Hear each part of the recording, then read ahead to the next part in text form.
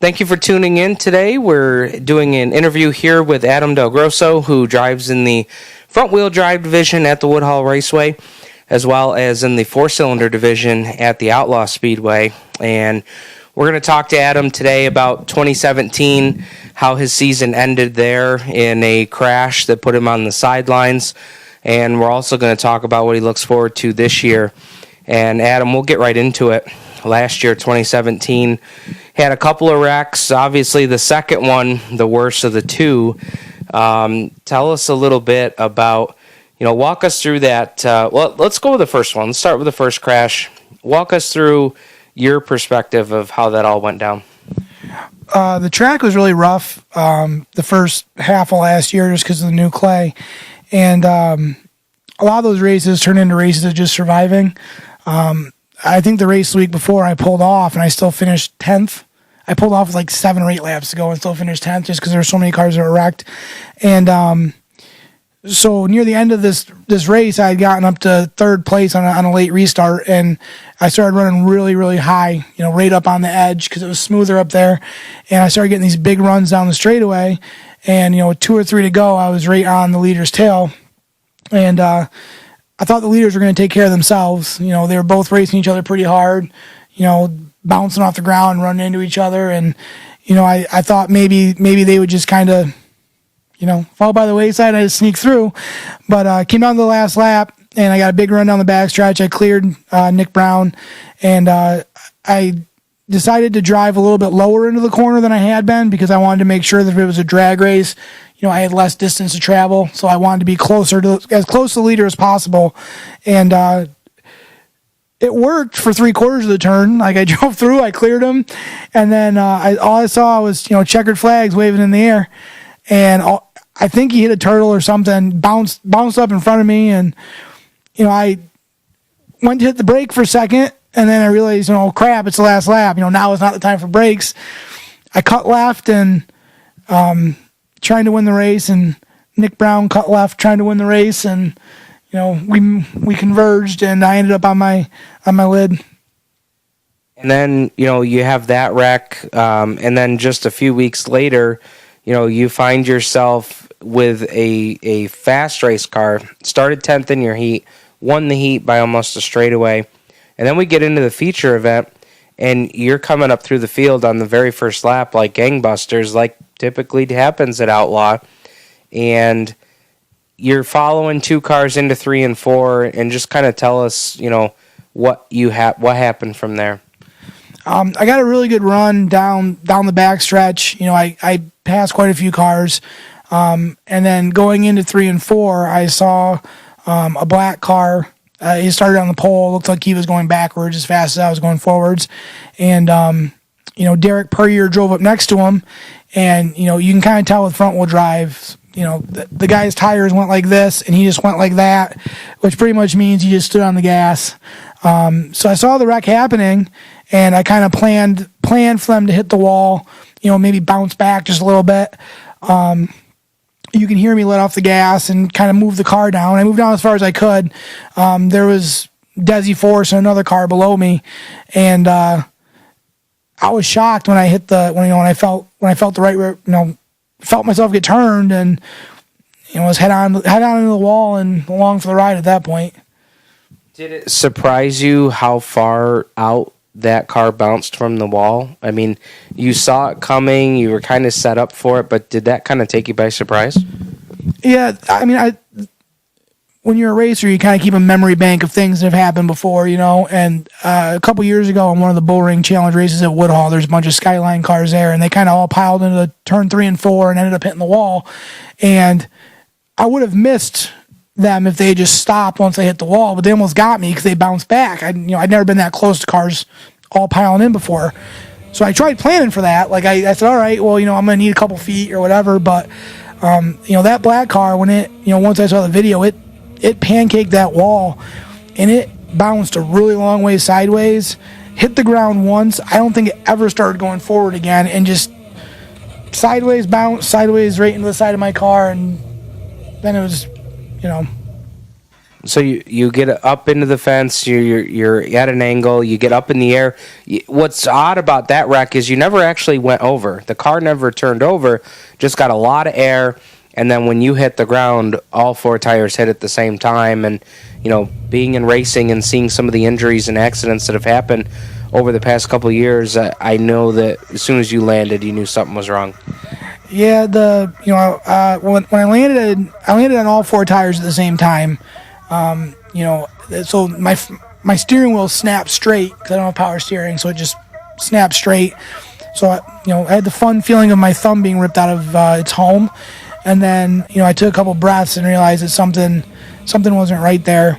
I told the track workers, I said it's a compression fracture, just because I'd seen the kind of accidents, Formula One, IndyCar, Eric Almirola right before that, same kind of deal. When the suspension completely loads out, that force still has to go somewhere, and the only place for it to travel is up through the driver's body. So now, something that you were wearing during that accident that I know, you've been real vocal and passionate about is the Next Gen, which you've got here with you today. Tell me a little bit about this Next Gen. I know that you had to have it serviced after your accident, and what they found. So, anytime you're in a super hard accident, you're supposed to get your safety equipment recertified, your belts, things like that, because they're made out of webbing. Webbing stretches. It's supposed to stretch a little bit. If you watch any of the videos, what company was that video you shared with me? So the videos that we've looked at online are actually videos that the company 802 Solutions, who make the crash pad, they've got a lot of great videos showing drivers with and without this kind of protective gear. So yeah, the body, they design those belts so the body still travels. If you're in the belt as tight as you can get, you're still coming forward 6 or 8 inches because it's webbing. So if you're in a real bad wreck, you gotta get it recertified. They found out that the webbing had been stretched on this just from my head coming forward, and also both of these metal clips. And that's the part that clips into the helmet. Yeah, both these metal clips that clip into my helmet were bent. So, I feel like that accident could have been significantly worse. Honestly, the part that hurt the least amount was the pounding the wall head on part. But looking back, I feel like if I'd had just a foam collar or something like that on, I feel like I would have damaged either my neck or my spine worse. The other thing that I know that you're looking forward to for 2018 is you had a kind of an anonymous sponsor donate one of those 802 Solutions crash pads, and I know that you've done some research into how that technology works.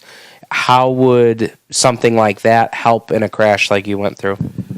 So basically, like I said, when you get in a crash and your suspension gets fully compressed, if there's still additional force, that additional force has to travel somewhere. Those are laws of physics. I'm pretty sure it's physics. We'll go with physics. Laws of physics. Yeah, physics, gravity. Yeah, gravity, the important stuff.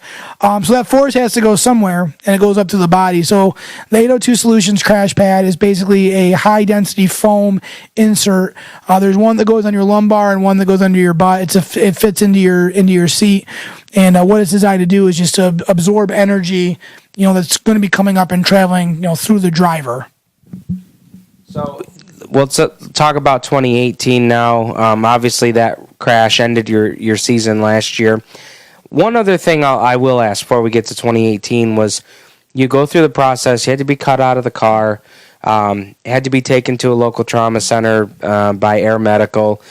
Through that whole process of being cut out of the car, being transported, going to a trauma center, talking with the doctors about when you could get back in the car, what's the one moment that sticks out to you the most about having gone through that whole experience? Honestly, I'd have to say I don't think, I know a lot of people on Facebook. Obviously, most of them are through racing, and there literally wasn't a single person that I've even talked to in past. I mean, anybody that I know from a racetrack, any level. I mean, everybody. I had so many messages, so many text messages, people asking how I was doing. The first phone call I got was from Ted White. Saturday morning. And, he called me regularly to see how I was doing and try to get me out of my funk, get me to come up to the track and help out or do this or that. And, I'm just really fortunate to be part of, the racing family. And honestly, that's what I missed the most about being out was that, I didn't get to see everybody. And I'm real excited to get back to the track, get back out there, see my friends, see my racing family that I haven't gotten to see since July. Tell us about this car. You guys have put a brand new car together, obviously with a Todd Burgess cage, which you tested out twice last year. Just tell us about this build and how much you're looking forward to getting it out there on the track. Todd says I'm his crash test dummy. He said I'm the best at testing his cages out. So we put the new cage in it. We had to make some changes the way because I got a full containment seat now. And since we can't really move the driver over center in these cars, they got to stay to the left. We had to move some things back and around so that the containment seat would fit in there. I had to add like an extension to the steering wheel and stuff just so I could reach everything. But we also found once we got the car apart, some of the issues that we were chasing last year, we found the root cause last year, but there was some additional damage that we weren't aware of till we got everything apart. So I'm really excited. I can't thank Cody Baker, enough. He's done a lot of work this year, every year, honestly. There's very few of my wins that haven't had Cody Baker involved in them. So, really excited to get back out there and go fast and turn left. You and I have kind of made jokes since that quote from Kyle Larson came out that, I'm hired to drive cars and leave the mechanical stuff to the experts. Now, you and I joke because you and I are alike in that we're not the most mechanically sound guys in the world. Love racing, got a great passion for it. But, one thing that I think that you have had a lot of success with is getting support and getting marketing partners for your team. And then not just getting those marketing partners, folks, but really doing his best to, market and get every ounce of PR that he can get for those people. And I know that because of that, you've got some folks that are coming back this year. So tell us about those. Yeah. So obviously, I would be in trouble if I didn't mention my brother Josiah and his wife Corey and their daughter Maddie for owning my car. I was pretty much done a couple years ago till he came in and started paying the bills, and I've had a lot of success since then. But a lot of that success wouldn't be possible without the great sponsors and marketing partners that I have. I have a new sponsor doing my graphics and design this year. Finger Lakes Sign and Design on Colonial Drive behind the mall. They're pretty much your one-stop shop for everything. They're big. I mean, they have a lot of room. They have embroidery machines. They can do screen printing. They can do signs. They can do banners. They can pretty much do shirts like you're wearing right now, shirts like I'm wearing right now. They can pretty much do anything. The law office of Kevin P. Flynn came back on board this year. Really excited to have them on board. Again, they actually increased their sponsorship significantly. Any type of legal issue that you have, make sure you check them out. It's kevinpflynn.com. Stinger Bats is actually expanding their business. They are now Stinger Sports. They have a retail space actually out at Finger Lakes Design. It's where I picked up this pretty awesome hat, batting gloves, things like that. McWhorter's Maple Syrup obviously is still on board. I think they'll always be with me. They're my longest and my sweetest sponsor. I'm pretty sure Troy has their Maple Festival coming up at some point here soon. I definitely make sure to stop in, say hi to Sharon and the kids and let them know that I sent you. And then I got a new sponsor this year, Rosemary Rodriguez Photography. Has come on board. They do really great work. Those of you that are friends with me on Facebook, you saw the engagement photos last year from when me and my lovely fiance Andrea got engaged. Rosemary did those. So Rosemary Rodriguez Photography, the official photographer of Del Grosso Brothers Racing, and two-time track champion Adam Del Grosso. So a lot of great folks coming back, and when we talk about marketing stuff, and whether it's social media or even a website, we finally were able to debut the Del Grosso Brothers Racing.com website for 2018. We had planned to do it in 2017, but then with the crash and the injury, we put that kind of on the back burner. and then decided here in the off season before the comeback season that we would launch it, and I've gotten a lot of good reviews on it so far.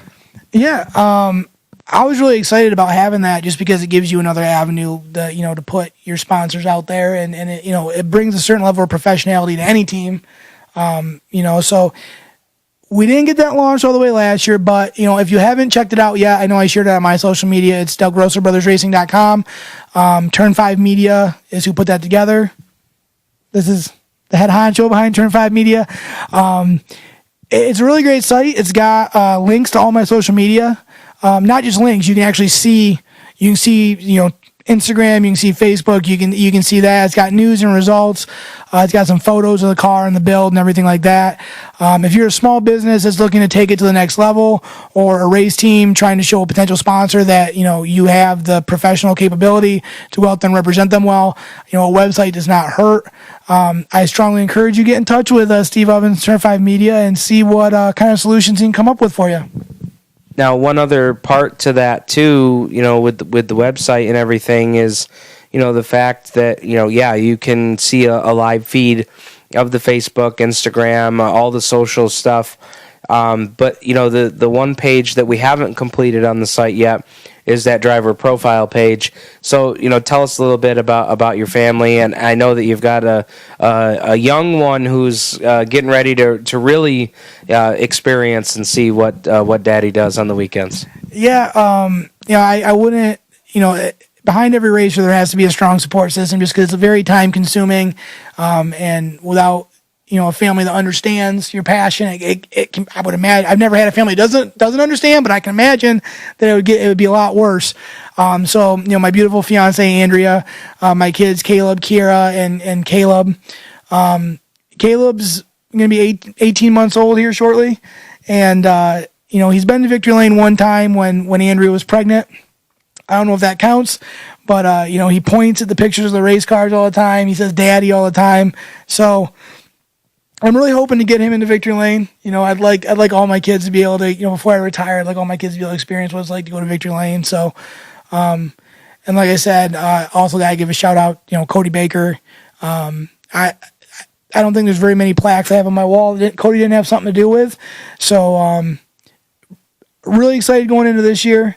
He stepped his game up last year. Right about when my game was preparing to step up, I decided to take the Madonna exit in a helicopter. But